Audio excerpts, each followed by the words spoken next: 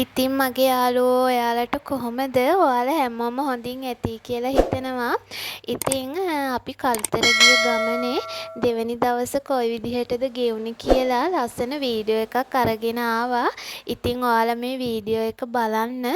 ඒ වගේම මං ඉල්ලනවා මගේ channel එක subscribe කරන්න, මට like කරන්න, comment කරන්න. ඉතින් මේ වගේම තවත් ලස්සන වීඩියෝස් මම YouTube මගේ channel එකේ දාලා තියෙනවා.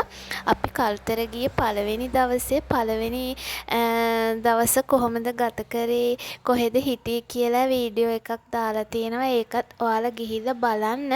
ඉතින් අපි දෙවැනි දවසේ උදේම අපි නැවතිච්ච හිබිස්කස් බීච් හොටේල් එක කිට්ටුවම තියෙන ඒ කිට්ටුවමයි තියෙන්නේ රෝයල් ප්ලාම් බීච් හොටේල් කියලා.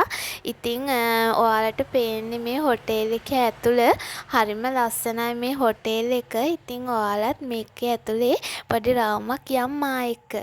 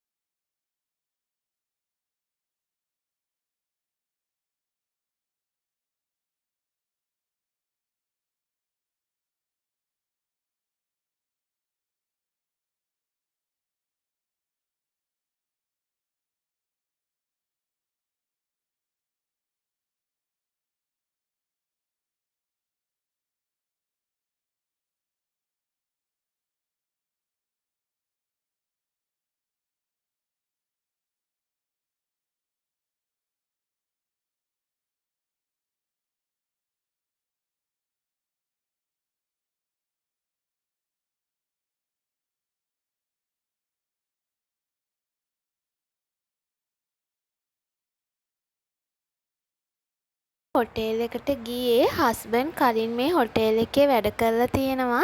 ඉතින් එයාගේ යාළුවන්ව හම්බ වෙන්න තමා අපි මේ හොටේල් එකට ගියේ. ඉතින් අපි ඊට පස්සේ මේ විදිහට කළුතර බෝසමිඳුත් වැඳ පුදාගෙන කළුතර බෝධියත් බලාගෙන අපිට කළුතර පන්සලට යන්න නම් බැරුව ගියා. වෙලාව මදි හින්දා අපි ඊට පස්සේ තවත් ඒ වගේම ලස්සන හොටෙල් එකකට ආවා. හැබැයි ඒකට නම් කළුතරින් එන්න වුණා හික්කඩුවට. ඉතින් මේ හොටෙල් එක තියෙන්නේ හික්කඩුවේ. ඉතින් මේකේ නම තමා සුපර් කොරල්. ඉතින් මේ හොටෙල් එකත් හරිම ලස්සනයි. ඉතින් අපි හිබිස්කස් බීච් හොටෙල් එකෙන් රොයල් පාම් බීච් හොටෙල් එකට ගිහිල්ලා හස්බන්ඩ්ගේ යාළුවන්වත් හම්බ වෙලා එයා යාළුවොත් එක්ක කතා කරලා එනකම් මං හොටෙල් එක වටේම ඉතින් ඇවිදලා ඔයාලට ලස්සන වීඩියෝස් ටිකක් අරගත්තා. ඉතින් ඊට පස්සේ අපි කළුතරින් පිටත් වුණේ හික්කඩුවට එන්න. ඉතින් මේ හොටෙල් එක තියෙන්නේ හික්කඩුවේ.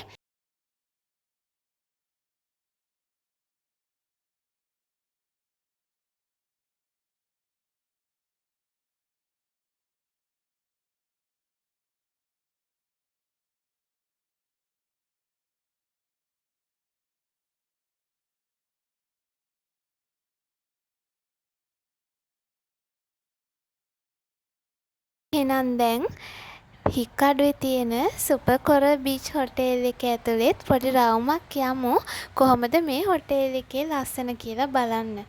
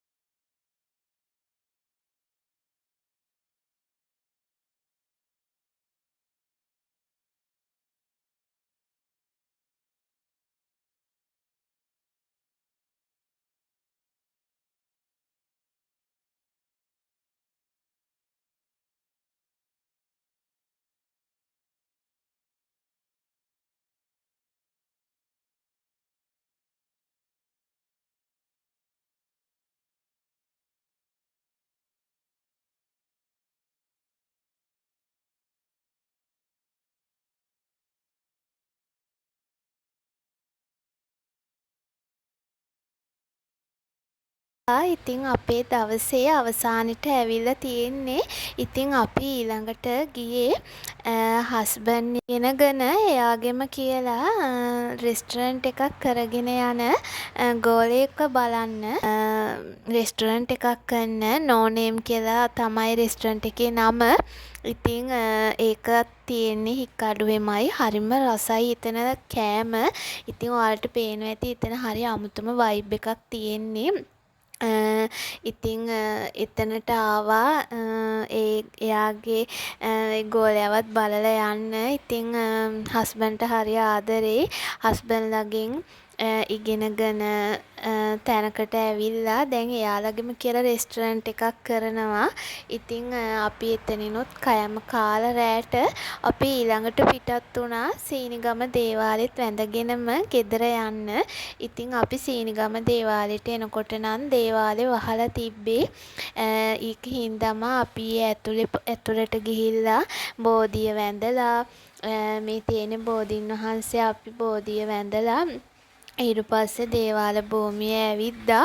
ඉතින් දේවාලේ වහලා තිබ්බට අපිට දේවාලේ ඇතුළේ වීදුරු වලින් බලන්න පුළුවන් වුණා. ඉතින් ඊට පස්සේ අපි ඔහොමම මුහුද පැත්තට පොඩ්ඩක් ගියා. ඉතින් හරි ආසාවක් තියෙනවා මගේ හිතේ මුහුදින් එහා තියෙන දේවාලෙට යන්න. ඉතින් රෑ වෙලානේ. රෑ යන්න බැහැනේ. ඉතින් අපි මේ විදිහටම බලාගෙන ඊට පස්සේ ආවා ගෙදර යන්න පිටත් වුණා. ඉතින් ඔයාලට කියන්න ඕනේ අපි මේ දේවාලයට ආපු වෙලේ දැක්කා මේ දේවාලේ ඉස්සරහා මේ විදිහට බෝඩ් වල දාලා තියෙනවා 2026 ඇසළ පෙරහැරක් තියෙනවනේ මේ ශ්‍රී දෙවොල් දේවාලේ මේ සීනිගම දේවාලේ ඉන්න දෙවෝ දෙවියෝ. ඉතින් මේ දෙවෝ දේවාලේ පවත්වන පෙරහැරට විදුලි ආලෝකය සඳහා සහ හස්තීන් වෙනුවෙන් ඔයගොල්ලන්ට ආධාර කරන්න පුළුවන්. ඉතින් මේ බෝඩ් වල ඔයගොල්ලන්ට තියෙනවා ඒවට යන මුදල්.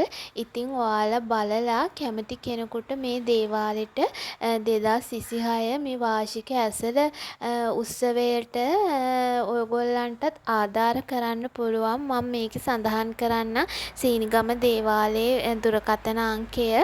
ඉතින් ඔයාලා මේකේ දාලා තියෙනවා විදුලි ආලෝකය නම් කොයි විදිහටද මුදල් අපි